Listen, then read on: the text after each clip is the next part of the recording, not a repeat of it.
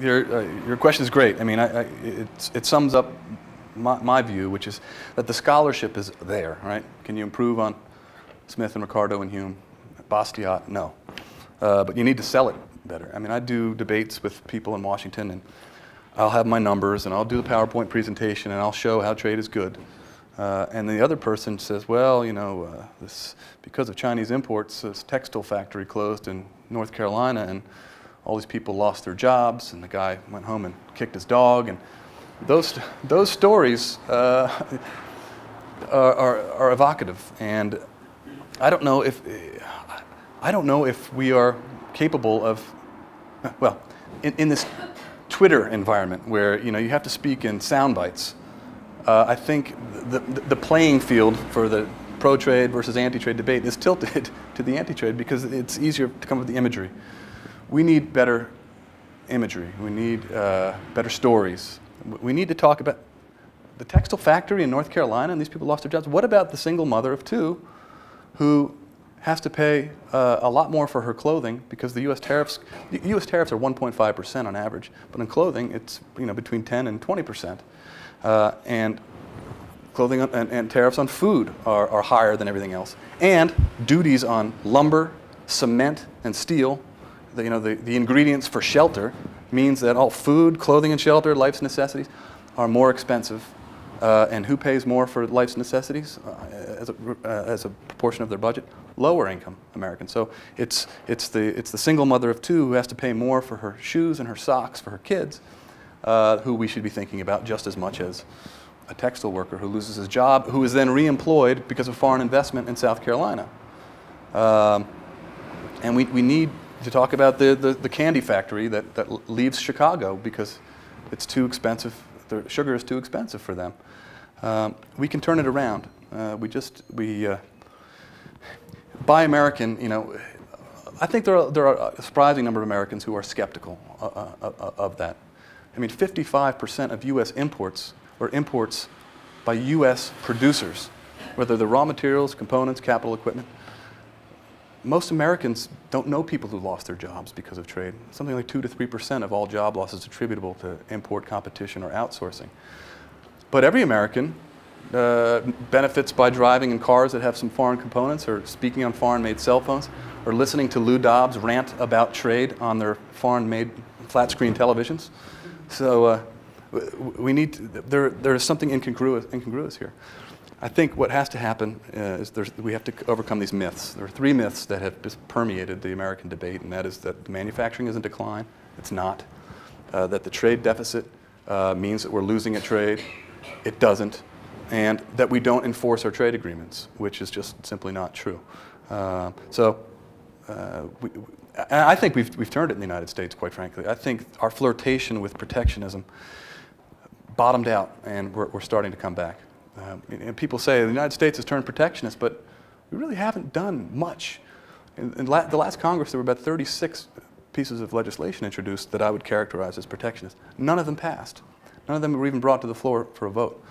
And I think the protectionists had their chance. That might not be reassuring when you see what's going on with the car companies and the banks and things like that. But I think that they've had their chance to make their case, and we're ready for fresh thoughts and ideas, and the time is right to strike. I think that we're going to have a surprisingly pro-trade agenda. I mean, yes, there's a distinction between candidate Obama and President Obama. When you're a candidate, you can say what you want to say. When you're a senator, you have regional interests. When you are the president, you have to actually deal with the consequences of the policies that you say you're going to implement. Well, since taking office, he has told the Canadians and the Mexicans, just kidding about NAFTA. His Treasury Department has refused to label China a currency manipulator, which he said they were going to do on the campaign trail.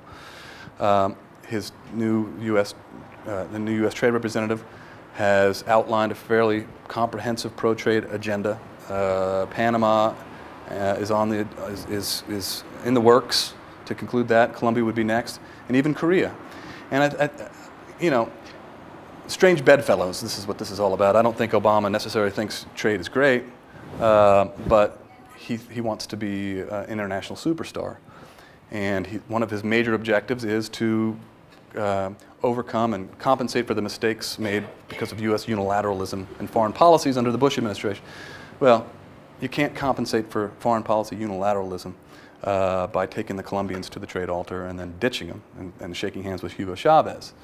You can't reassure the East Asians that the United States plans to stay engaged here as a sort of a counterforce to China by ditching the South Koreans.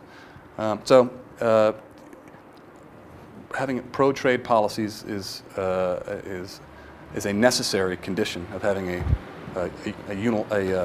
multilateralist foreign policy, and I think that is what's motivating Obama more than anything. The reason I'm optimistic at the moment is because, by all measures that I'm aware of, this legislation isn't going to be considered this year. The domestic industry says if there's going to be a cap-and-trade system, then we certainly can't allow Chinese imports in because if they're not subjected to the same sorts of restrictions, and therefore let's slap a border tax on. I mean,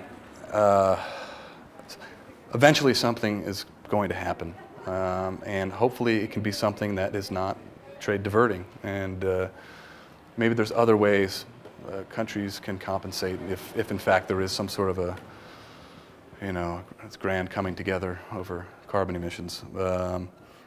But for now, I think that is off the table. And if at least for this year, maybe this whole Congress, so that if we can achieve some momentum in some of the trade agreements that we're pursuing. I don't know what's going to happen with Doha, nor do I really care. I mean, I just think countries should just be doing these things on their own. But once there's some momentum achieved, then maybe it'll be harder for the carbon tax folks to get their message across.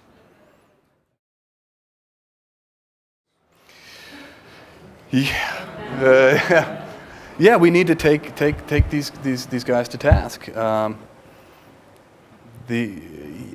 Like I said in response to somebody else's question back there, we need to have better stories.